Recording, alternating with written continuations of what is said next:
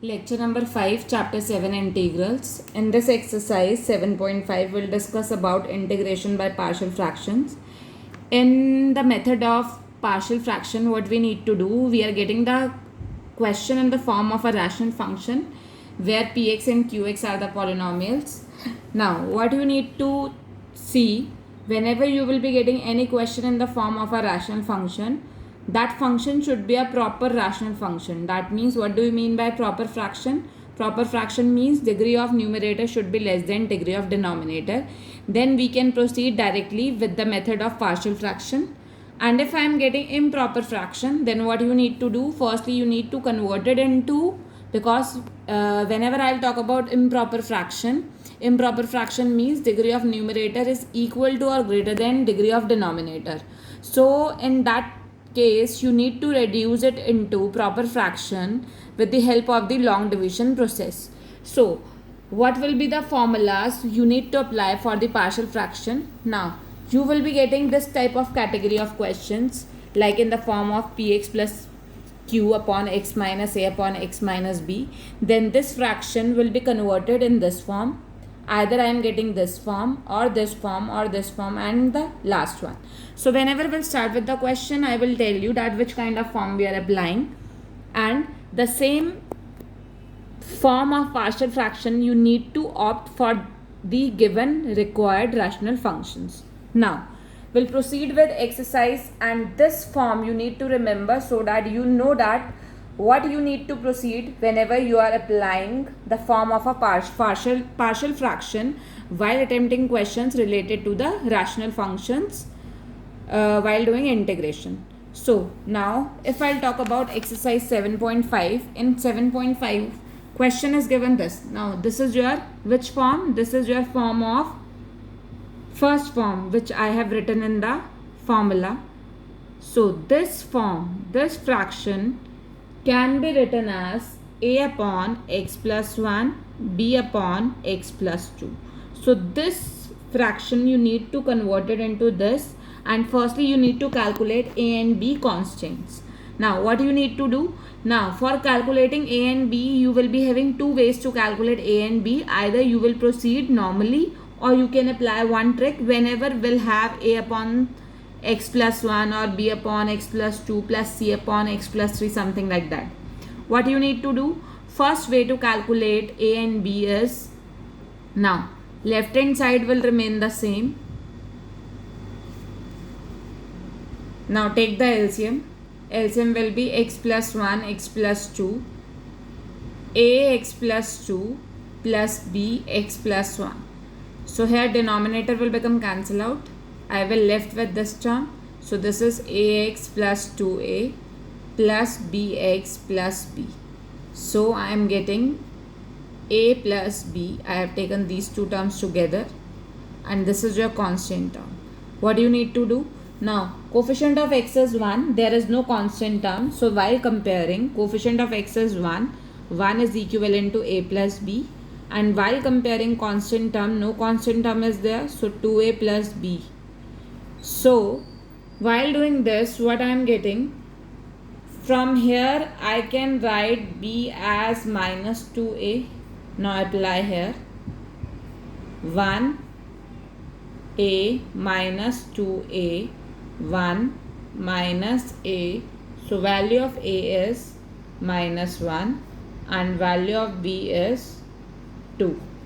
So we are having one more method to calculate this kind of calculations whenever something a upon x plus a plus b upon x plus b, something like that is given. What you can do? X, so this is the shortcut method for calculating a and b. If this form is given to you, first step is this. Now what do you need to do? If I'll write like this again, numerator will become cancel out. So basically I am getting this, right? So what do you need to do? A upon x plus 1. If I'll equate x plus 1 is equivalent to 0, what I am getting? X as minus 1. So for calculating a, put x as minus 1. I am getting minus 1. whenever I am equating this term with 0. So this will become minus 1 and definitely b term will become 0. Minus 1 plus 2 and this is 0. Minus 1 a. So final answer is a is equivalent to minus 1. For b, what you need to do? Equate x plus 2 is equivalent to 0. So put x is equivalent to minus 2 in this equation. So this is your equation 1. So equation 1 implies minus 2, a will become 0 because I need to calculate the value of b, and this is minus 2 plus 1. So I am getting minus 2 minus b. So value of b is 2. Now this is your wish, whatever you want to apply. This question is simple, but later on whenever we'll have 3, a upon something, b upon something, plus c upon something, then this method will be easy for you to calculate the value of constants. Now what you need to do after calculating a and b, now your question will become, this is your question.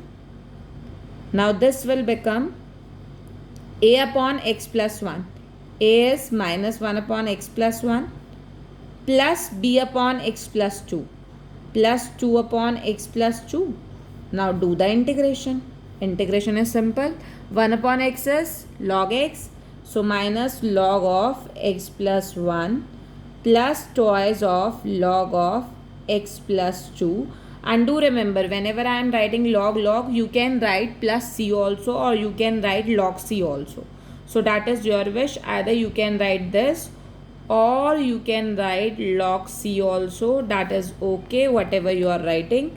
So final answer is this. Or if you want to apply the property of log, then this will become x plus 1 raised to the power minus 1.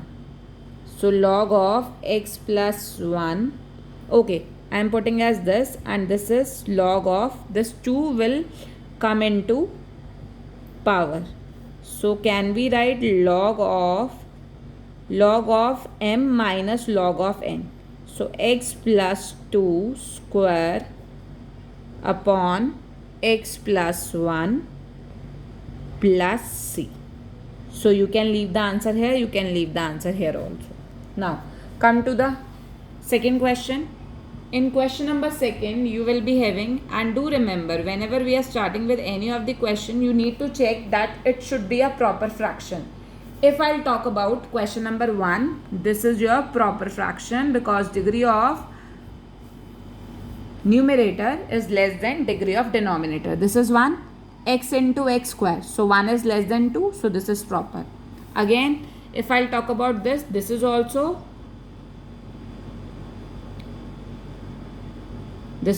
proper fraction. So we are not supposed to think about anything else. We can proceed like similar way. Now if I am getting this, okay, 1 upon x plus 3 upon x minus 3 can be written as, this is same like first form, x plus 3. This is your wish, either you can take plus 3 or minus 3, whatever you want to take first, that's okay. So p plus b upon x minus 3. So after taking this, while taking LCM, denominator will become cancel out. So I am applying the shortcut method. So for calculating a, put x as minus 3. So I am getting 1. This will become 0. No, this will become minus 6 and this will become 0. And this is 3. So the value of a I am getting as minus 1 by 6. For b, put x as 3. Equate this term with 0. So I am getting 1. This will become 0. This is 6. So the value of b is 1 upon 6. Now, therefore, question will become minus 1 by 6 into x plus 3. Now I need to write, this is your plus and this is your minus because I have taken this. Plus 1 upon 6 x minus 3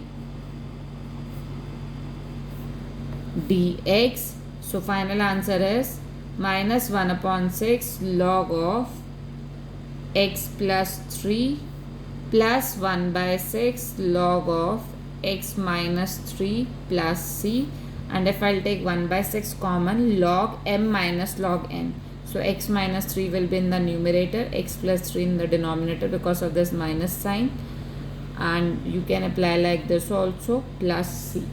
Now come to the question number 3. In question number 3 we'll have 3x minus 1, x minus 1, x minus 2, x minus 3. So if I'll talk about this is the form of this form we have already done. Now we are applying the same form, but this time we'll have x minus c also, and numerator is in the form of a linear form only. So see, this is again same 3x minus 1. So this shortcut method will help you here, so that calculation will become easy. A upon x minus 1, b upon x minus 2, c upon x minus 3. So while taking LCM, what I am getting, denominator will become cancel out. So I am getting x minus 2, x minus 3, b, x minus 1, x minus 3 plus c, x minus 2, x minus 3. Now for a, what I need to do? What I need to do for a, I need to calculate, we can apply shortcut method, put x as 1. So 3x minus 1 will become 3 into 1, 3 minus 1, 2, and a will become 1 minus 2 minus 1, 1 minus 3 minus 2, this will become 0. We are taking a, x minus 2, x minus 3, x minus 2, that means x minus 1, x minus 3. Sorry, here I need to take x minus 1 and x minus 2 while taking LCM. That's why I am not getting 0 here. So by putting 1, I am getting these two terms are 0. So final answer for a is what? 2 will become cancel out. So a is 1. For b, put x as 2. So 3 2s are 6, 6 minus 1, 5. So a is 2 minus 2, 0. This will become 0. B, 2 minus 1, 1, 2 minus 3 minus 1, and this will become 0 because a and c will become 0. Then only we are able to calculate the value of b. So b is minus 5, and for c is what you need to do? C, x as 3. 9 minus 1. 3 3s are 9 minus 1, 8. This will become 0 because of x as 3, 3, and this will become 3 minus 1, 2, 3 minus 2, 1. So value of c is 4. So, okay, a 1, b minus 5, c 4. We'll attempt in the next page. Now, your final question will become 1 upon x minus 1 minus 5 upon x minus 2 plus 4 upon x minus 3 dx. So final answer is log of x minus 1 minus 5 log of x minus 2 plus 4 times of log x minus 3. You can apply the property of log also, or you can leave the question here.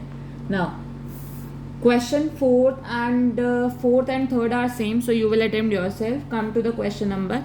Again, this is the case of a proper fraction. What you need to do?